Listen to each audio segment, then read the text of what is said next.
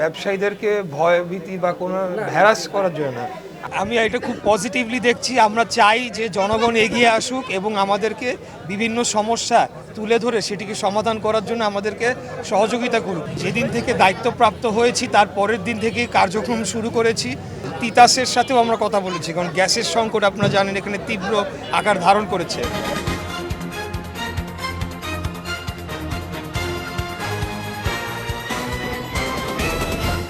পক্ষে আমাদের দরকার নাই, কারণ আমাদের দেশের পেঁয়াজ দেশে স্বয়ংসম্পূর্ণ। আচ্ছা, রসুনের কি অবস্থা? রসুনের বাজার 65 টাকা মাথায় বেচছি, এটা দেশিটা নিচে 50 টাকা বেচছি। মানে সারা বছরে সর্বনিম্ন কত বিক্রি করেন মানে সাধারণত আদা? সারা বছরের কাঁচামাল তো এটা অনেক সময় অনেক দাম অনেক সারের প্রশ্নটা আমি একটু আপনাদের করি। এটা বিষয়টা হলো যে আপনার হাইয়েস্ট কোয়ালিটির আদা সবচেয়ে বেশি কত দামে বিক্রি করছেন এই পর্যন্ত? ইদানিং 2-3 মাসের মধ্যে সর্বোচ্চ 120 টাকা।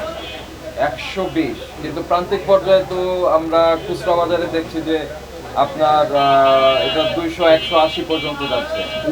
যে এরা মনে করেন যে এদের 180 টাকা খুচরা বাজারে এটা আবার আছে, ধরেন গাড়ি এই যে করলাম 102। এটা হলো লট 102 লট। এটা হলো বিক্রি করেছিল 75 টাকা, মানে 76 টাকা, 77 টাকা দর, মানে 8 এটা বিক্রি করেছিল 90 টাকা, মানে 91 টাকা। এটা কত বিক্রি হবে? হ্যাঁ, এটা প্রান্তিক বাজারে মোটামুটি 120 টাকার নিচে বেচলে ওরা কি করতে পারবে। 120 টাকা হলেও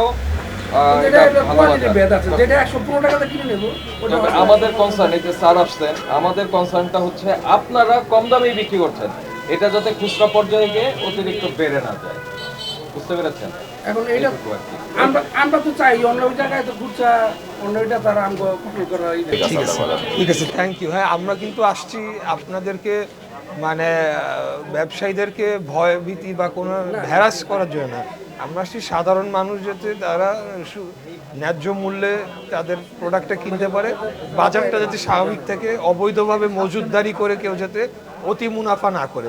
আপনারাও যারা সাপ্লায়ার তাদের থেকেও আপনারা যদি মনে করেন যে কোনো রকম আপনাদের বেশি দামে আপনাদের কাছে তারা মজুতদারি করতে চাচ্ছে, বা বড় বড় কোম্পানি যারা মেন সাপ্লায়ার যে কোনো প্রোডাক্টে, আপনারা আমাদের এখানকার লোকাল বিএনপির মাধ্যমে আমাদের খবর দিবেন, আমরা তাদের সাথেও কথা বলবো। ঠিক আছে, ওকে, থ্যাংক ইউ, ভালো থাকবেন।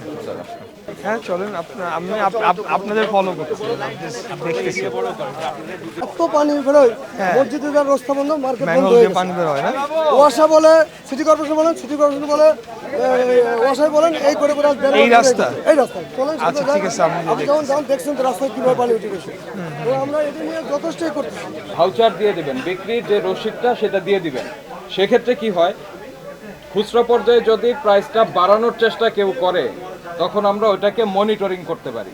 আমরা তখন দেখতে পারবো যে আপনি কত করে কিনে নিয়ে এসছেন, কত বিক্রি করছেন। আপনারা যদি ভাউচারটি না দেন, তখন সেটি আমাদের পক্ষে সম্ভব হয় না। আমাদের বাজার মনিটরিংটা সহজ হয়। ঠিক আছে, হ্যাঁ ভালো থাকেন। হ্যাঁ, ওকে। আপনি এমনি কোনো ক্রাইসিস নাই তো না কোনো? ঠিক আছে, ওই কপিতে বিক্রেতা স্বাক্ষর উল্লেখ করে দিবেন।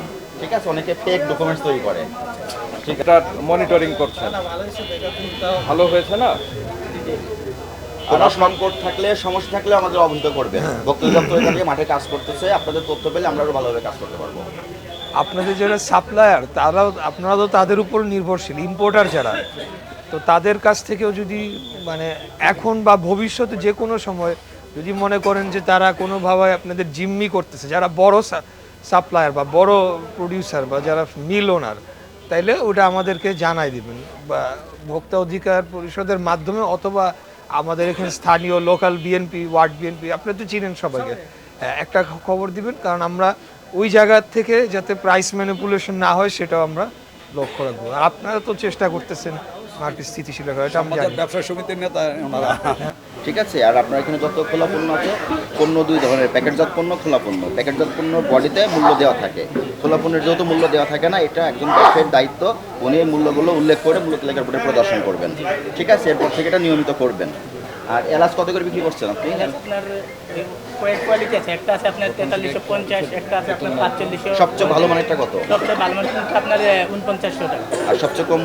4350 টাকা। আপনারা রাখবেন না দয়া করে, ঠিক আছে? এটার কোম্পানি থেকে আমাদেরকে একটা পেপার দিয়ে গেছে, যেটা মানে ওই পেপারটা অনুযায়ী এখানে তাহলে লেখা থাকতে হবে, ওই পেপারে ওই না। পেপারটা বৈধভাবে দিয়ে গেছে আর কি, একটা পেপার দিয়ে গেছে কোম্পানি। গোলাপ জল, কেওড়া জল, মানুষ ক্যান্সার আক্রান্ত হলে ডায়ালিসিসে যে কেমিক্যাল ব্যবহার করা হয় সেটার অস্তিত্ব এখানে পাওয়া গেছে। এটা পত্রিকায় গণবিজ্ঞপ্তিতে নিষেধ করা হয়েছে। করতে এসেছি। আমাদের সাথে আছেন জাতীয় ভোক্তা অধিকার সংরক্ষণ অধিদপ্তরের সহকারী পরিচালক মোহাম্মদ আব্দুল সালাম এবং জাতীয় ভোক্তা অধিকার সংরক্ষণ অধিদপ্তরের সহকারী পরিচালক মোহাম্মদ হাসানুজ্জামান।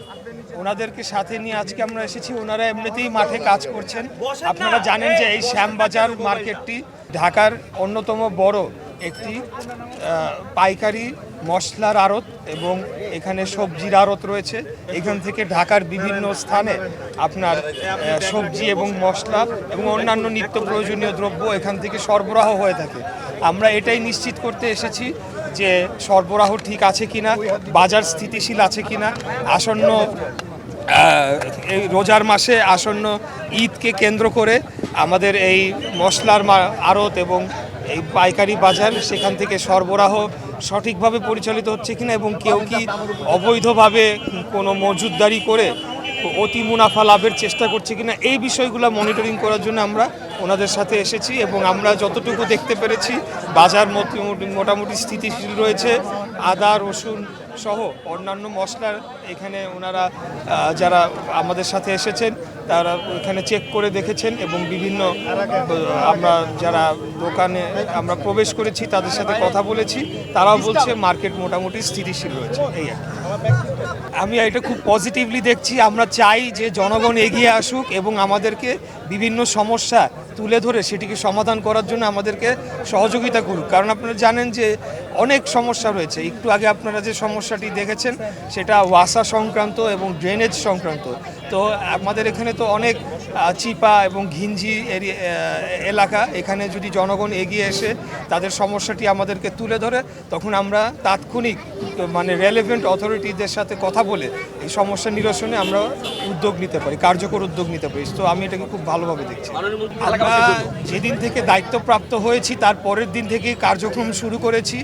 আমি দায়িত্ব নেওয়ার পর সাথে সাথে ভোক্তা অধিকার অধিদপ্তর এবং আইন শৃঙ্খলা বাহিনী এখানকার যে আমাদের যে এবং ট্রাফিকের যারা এখানে দায়িত্বে রয়েছেন, সিটি কর্পোরেশনের যারা দায়িত্বে রয়েছেন, ওয়াসার তিতাসের সাথেও আমরা কথা বলেছি। কারণ গ্যাসের সংকট আপনারা জানেন এখানে তীব্র আকার ধারণ করেছে।